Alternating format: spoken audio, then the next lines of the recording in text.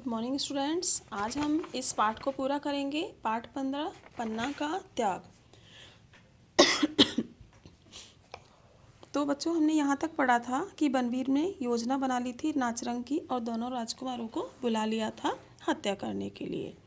हाँ, उसकी योजना थी कि नाचरंग में लगी जनता को धोखे में रखकर और दोनों राजकुमारों की, विक्रम सिंह की और उदय सिंह की हत्या कर दूंगा।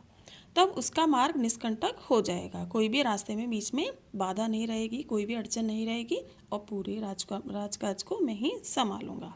विक्रम सिंह तो उस धोखे में आ गया, मगर उदय सिंह पर पन्नाधार ढाल बनकर छाई हुई थी।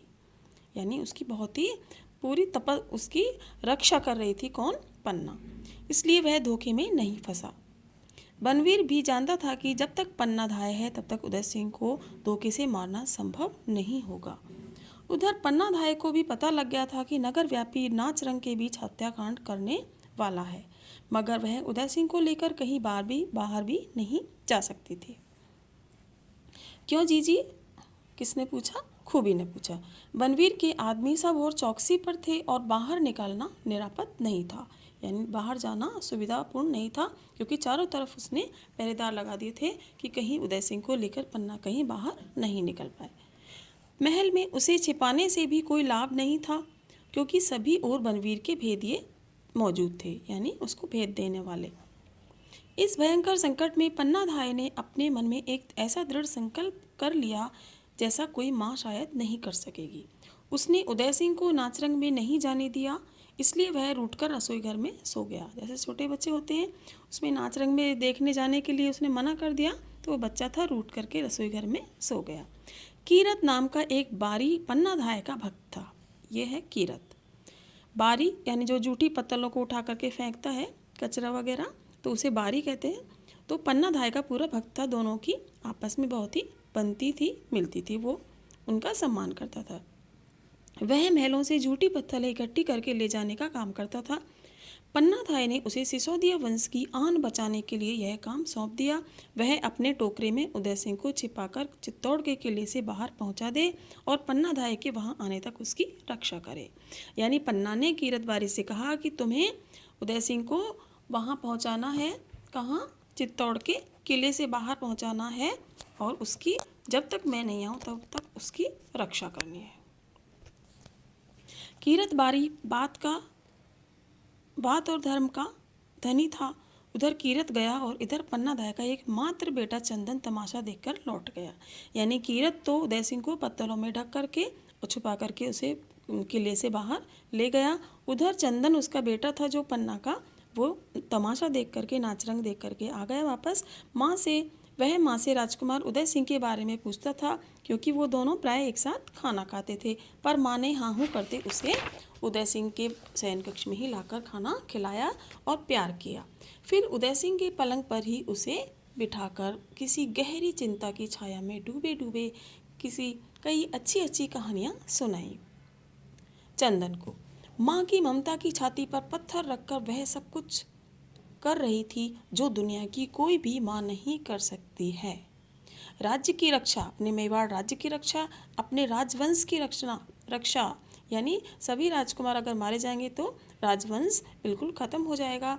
चित्तौड़ के गौरव की रक्षा, मेवाड़ चित्तौड़ की गौरव की रक्षा, सत्य और निष्ठा की रक्षा पर आज माँ की ममता की कठोर परीक्षा थी। यानी उसकी परीक्षा थी, उसका बेटा मारा जाएगा या बचेगा।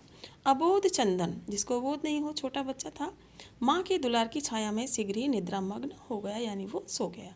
ऐसी नींद सोया कि उस नींद का सवेरा आज तक भी नहीं हुआ। थोड़ी देर में षड्यंत्री हत्यारा बनवीर विक्रम सिंह के खून से रंगी तलवार लेकर उदय सिंह के कक्ष में घुसा। इसका मतलब विक्रम सिंह को उसने नाचरंग में ही मार दिया तलवार से, और उसके बाद उसी तलवार को, जो खून से सनी हुई तलवार थी, उसको लेकर के उदय सिंह के कक्ष में आ गया। पन्ना ने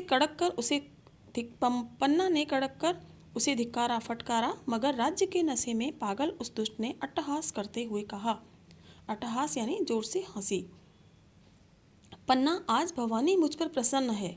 देख, इस तलवार की धार पर सिसोदिया वंश के दोनों सपूतों का खून अब एक होने वाला है। यानी इसी तलवार से मैं उदय सिंह को मारूंगा तो दोनों का खून एक हो जाएगा, आपस में मिलेगा।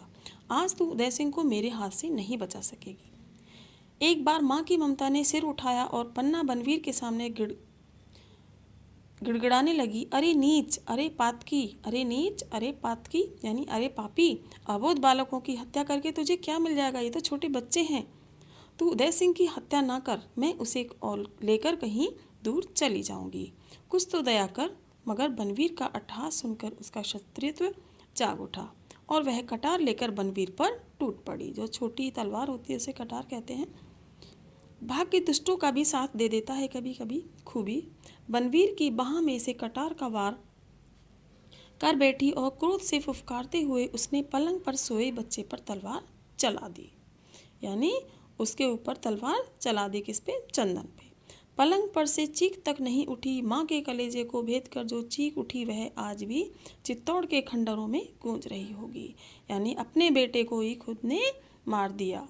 माँ के मीठे दुलार में सोया हुआ चंदन आज तक भी उस दुलार की छाया में सोया हुआ होगा। खूबी जीजी आगे कुछ कह नहीं सकी। उसका गला भर गया था, आंखों से आंसू झर रहे थे और खूबी लाल की आंखें भी तर हो गई थी। यानी अपने ही बेटे को मरवा दिया गया और अपने राज्य की रक्षा करी, अपने राजवंश मेवाड़ की रक्षा करी, अपने चित्तौड़ की गौरव की रक्षा करी। ऐसी महान नारी पन्नाधाय को सत सत हम नमन करते हैं और उनको हमेशा याद करेंगे कि ऐसी महिला जिसने अपने पुत्र का त्याग किया। तो बच्चों, ये एक ऐतिहासिक कहानी है मेवाड़ की, पन्नाधाय की। एक स्वामी भक्त ऐसी महिला थी जिसने अपने पुत्र का त्याग किया, अपने पुत्र को मरवाया और राजकुमार को बचाया। ठीक है बच्चों, तो आपको ये कहानी पूरी पढ़नी है और ढंग से समझनी है। Thank you.